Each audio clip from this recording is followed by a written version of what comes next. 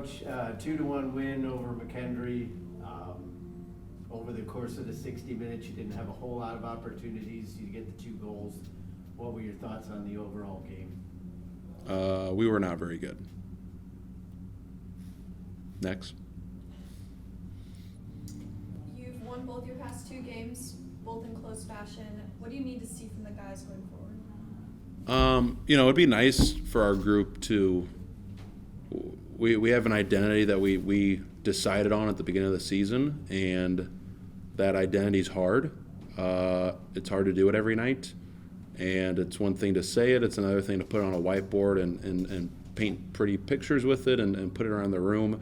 It's a total other thing to go out and execute it and give it your best shot. So the consistency of this group, it doesn't matter who we're playing, we need to show up ready to go. And I'll take some fault with this week. We're pretty banged up. I know we needed an off weekend. Probably went a little too light on the guys this week, just trying to just get to the weekend. And I'll take some fault with it because we were not prepared. Our execution was bad, and our effort wasn't good enough. I can count on my hand how many guys showed up ready to go to work. Feel bad for Ed. Ed played really well tonight in net, and to let it, take a bad penalty with a minute and a half, you can't clear it with 10 seconds left.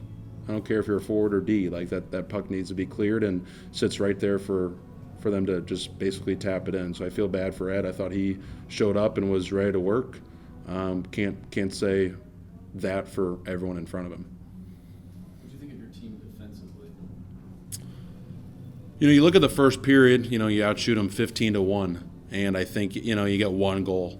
And I think the mentality just changed right after that. And it was, it's point night. We beat McKendree 12-2, and you cheated the game. You didn't respect the game. You didn't respect the opponent, and they outworked us for 40 minutes, the last 40 minutes of the hockey game. And I don't know how many times we turned over the puck in the second period. I mean, it was,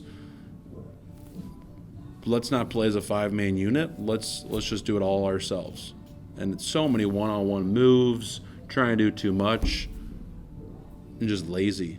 Ed had to come up with some big saves in the second period, and Kevin and I are on the bench saying, we're seeing it all unfold, and the guys on the bench say, yeah, I'll do better next time. And they go out there and do the same damn thing.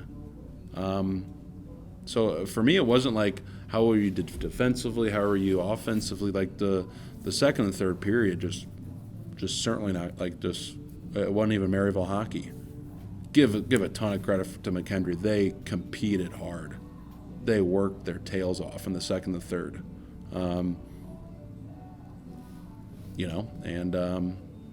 You cheat the game, you cheat the opponent, you cheat yourselves. You put yourself in a position like that, where if we want to be a top 5, top 10 team, you don't do that. So another, I would have thought we would have learned this after McKendree. It seems like a little deja vu after that. So probably good for them not to hear from me for a couple of days here. They can go have their Halloween party. It seems like that's all they were worried about, so they can go do that, and they can hear me on Monday. You have the rest of the weekend off. You got Iowa in 2 weeks. What do the next 2 weeks looks like for you guys? Well, we got UCO next weekend, so right back on the saddle. That'll be a tough weekend. They'll be a top 3 team when the rankings come out next week. So play like that, like we might as well not even go down there. So we're going to need to take this one on the chin on Monday when we get back to work, and that just can't happen. That can't happen. Maybe we make some lineup changes. I don't know. Like that just can't happen. So you got UCO, and then to your point, you got Iowa State, and then you got Niagara to finish off before Thanksgiving. So as we always say at Maryville, because of our schedule, it doesn't get any easier. So learn from it. Probably have some consequences because of it, and then we got to move forward in next game. So they'll go enjoy their weekend, and we'll get back to work on Monday.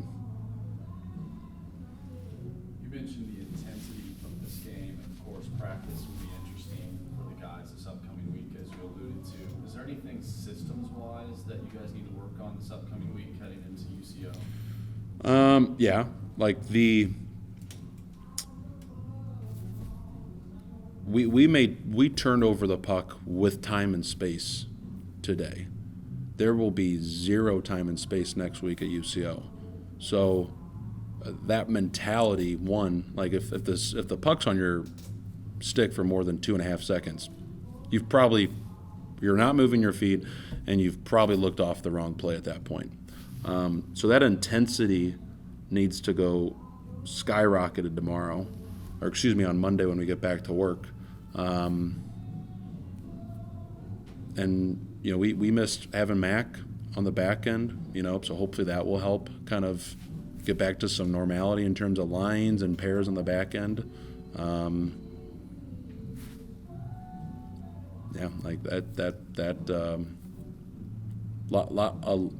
lot that cannot happen again after tonight, if we want to be a top 5, top 10 team, and that needs to come from within. Like you shouldn't have to will yourselves to show up. Like every day is a great day to come to the rink and to compete with your teammates, your brothers, and tonight we took that for granted, and hopefully learn from it.